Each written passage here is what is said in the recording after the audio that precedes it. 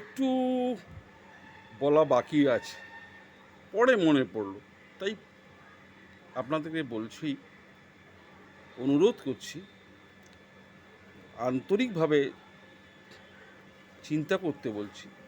সেটা হচ্ছে যে অসুবিধা যে এটা, যার যার অসুবিধাতে এই পদ্ধতিতেই যে একবারে পূর্ণ মুক্ত হয়ে যাবেন তা নয়।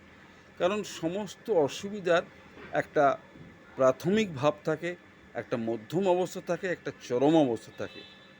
তো প্রাথমিকভাবেতে এটা কাজ করে। তার মানে এই নয় যে ডাক্তারবাবু যারা, অর্থাৎ যারা চিকিৎসাবিদ্যাতে এইরম কঠিন পরিশ্রম দ্বারা, এরম কঠিন তাদের বুদ্ধিমত্তার দ্বারা ইত্যাদি ইত্যাদি, ডাক্তার অর্থাৎ চিকিৎসাবিদ্যা আয়ত্ত করতে গেলে কি লাগতে পারে তা আমাদের মতন সাধারণ মানুষের বোঝা বাইরে, সত্যিই বাইরে। সেইখান থেকে একটা অনুরোধ যে আপনারা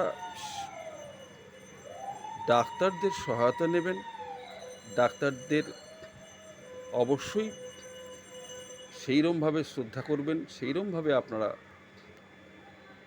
পরিষ্কার বলবেন যে কী কী আপনাদের অসুবিধা। কারণ আমার জীবনের এই ডাক্তারবাবুদের সম্বন্ধে আমার জীবনের একটা, আমার চরমতম পরমতম মানুষের একটা উক্তি দিয়ে আমি আজকে আপনাদের আবার নমস্কার জানিয়ে শেষ করছি। ডাক্তার ভগবান, ডাক্তার ভগবান। আপনারা সবসময়